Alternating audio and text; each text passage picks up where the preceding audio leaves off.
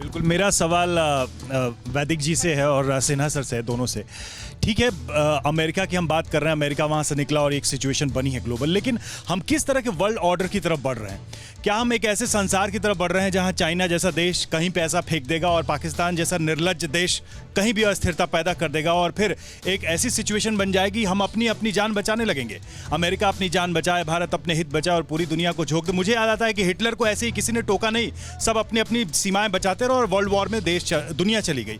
तो क्या हम किसी ऐसे वर्ल्ड ऑर्डर की तरफ जा रहे हैं जहाँ कुछ लोग बेलगाम होंगे और कहीं कोई नियंत्रण नहीं होगा? आप क्वाड बना लें, आप यूएन बना लें, आप नेटो बना लें, सब कुछ बना लें और सब कुछ होता रहेगा। लोग मारे जाएंगे अफगानिस्तान में। अगर मैं सोचूं कि अगर वर्ल्ड ट्रेड पे हमला नहीं हुआ होता तो अफगानिस्तान आज कहां खड़ा होता? तो क्या हम किसी ऐसे हमले की फिर जरूरत पड़ेगी और फिर होगा कि तालिबान और इन सारे टेररिस्ट ऑर्गेनाइजेशन को मारने के लिए कोई सुपर पावर आए? क्या ऐसा कुछ वर्ल्ड ऑर्डर फिर बनता नजर आ रहा है? एक दो और सवाल ले लेते हैं। समीर का भी सवाल है, सब सवाल जोड़ के फिर ले लेंगे। मेरा कंसर्न सिर्फ क्योंकि हम सभी भारतीयों का कंसर्न इस पर अफगानिस्तान की जो स्थिति है उसको लेकर है। वेद प्रताप वैदिक जी से मैं ये जानना चाह रहा था, क्योंकि कट्टरवाद के खिलाफ और एक्सट्रीमिज्म के खिलाफ जो आवाज़ प्रधानमंत्री नरेंद्र मोदी ने एससीओ के मंच से बुलंद की, उसके दो असर हमने आने वाले वक्त में देखे। एक तो 25 सितंबर को सार्क के विदेश मंत्रियों की जो बैठक होने वाली थी वो कैंसिल हो गई। पाकिस्तान ने हर मुमकिन कोशिश की कि तालिबान का रिप्रेजेंटेशन हो जाए, लेकिन आखिरकार नेपाल जो कि अध्यक्ष है इस बार, उसको ये मीटिंग कैंसिल करनी पड़ी। दूसरा, हमने देखा यूएन का मंच नहीं इस्तेमाल कर पाया तालिबान, पाकिस्तान और चीन की लाख कोशिशों के बावजूद भी। तो ये 3 दिन का दौरा जो है ये आने वाली कई ऐसी सौगातें भी लेकर आया है क्या? हमारे साथ कुछ छात्र मौजूद हैं, वो भी एक सवाल लेना चाहते हैं बहुत संक्षेप में क्योंकि समय खत्म हो रहा है। हाँ, तो मैं यही पूछना चाहती हूँ कि जैसे कि हम लोग कहाँ तक तीनों फ्रंट पे लड़ते रहेंगे? जैसे कि अब अफ़गानिस्तान का यही हो गया, चाइना से और पाकिस्तान से तो हम लड़ ही रहे हैं। तो हम लोगों को कितनी दृढ़ता के साथ अपना विषय रखना चाहिए? क्योंकि ये मैटर उसके लिए, अमेरिका के लिए उतना नहीं होगा क्योंकि उसको नहीं लड़ना पड़ता है अपने फ्रंट्स पे हमेशा, अपनी बॉर्डर्स पे, क्योंकि उससे वो वाला रिश्ता अपना कंसर्न भारत को अपना कंसर्न कितनी दृढ़ता के साथ रखना चाहिए पूरे वर्ल्ड में, और किस तरह से अपनी बात रखनी चाहिए ताकि खुद के लिए जो सही है वो फैसला लिया जाए, ना कि वर्ल्ड ऑर्डर के सिर्फ और अमेरिका मात्र के हिसाब से। बहुत बहुत अहम सवाल। आपका भी एक सवाल है, जल्दी से पूछिए। आप भी पूछिए। मेरा सवाल जो है वैदिक सर से। सर, ज़्यादातर समस्याएं जो हैं उनके मूल में या तो चाइना है या आतंकवाद को लेकर पाकिस्तान है, लेकिन क्या जो बाइडेन की नीतियां जो हैं उनमें कहीं कंफ्यूजन का स्टेट है? क्योंकि आप ऑकस बनाते हैं, वहां पर फ्रांस आपसे नाराज हो जाता है। क्वाड को लेकर वो कहते हैं कि भारत, आज ऑकस को लेकर कहा कि भारत को शामिल नहीं करेंगे, तो क्वाड और ऑकस में समन्वय नजर नहीं आता। आप अफगानिस्तान से निकलते तो नाटो देश की सेनाओं को पता नहीं चलता है। तो क्या जो बाइडेन की जो नीतियां हैं उसमें अपने आप में कंफ्यूजन स्टेट है, और ऐसे में कैसे जो ये दो समस्याएं हैं इनसे समन्वय बनाकर लड़ाई होगी?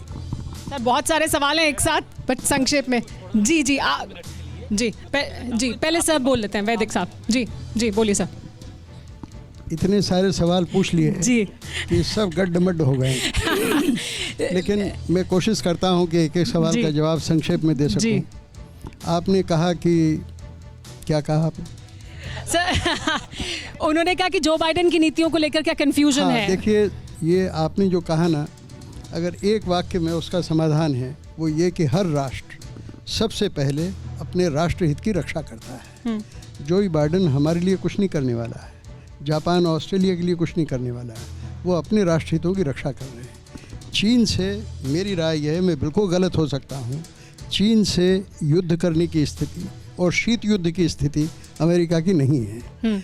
इस समय अमेरिका चीन के साथ एक कोलिपिटिव मॉडल है, कोलैबोरेशन भी है और कंपटीशन भी है। वरना क्या वजह है कि चीन के राजदूत से हवाई में बैठ के गुपचुप बातचीत हो रही है, सुबह से शाम तक बातचीत चल रही है, बाइडेन शी जिनपिंग से सीधे बात कर रहे हैं।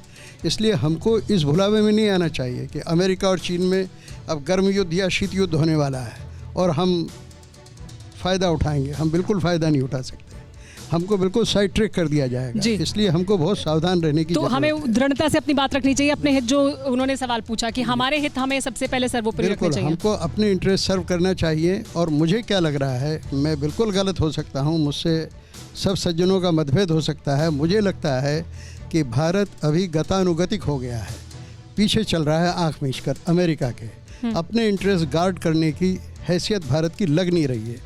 और मुझे अफसोस इस बात का है कि जयशंकर, जो जेएनयू का हमारे विद्यार्थी था और जिसके पिता के सुब्रमण्यम जिनके साथ मैंने काम किया है 40 साल पहले डिफेंस इंस्टीट्यूट में, इतने जबरदस्त राष्ट्रवादी थे और जी। इतने इनिशिएटिव वाले थे, तो- हमारा विदेश मंत्रालय कोई इनिशिएटिव नहीं ले। अड़ी सोमवार से शुक्रवार शाम 6 बजे सिर्फ TV9 भारतवर्ष पर।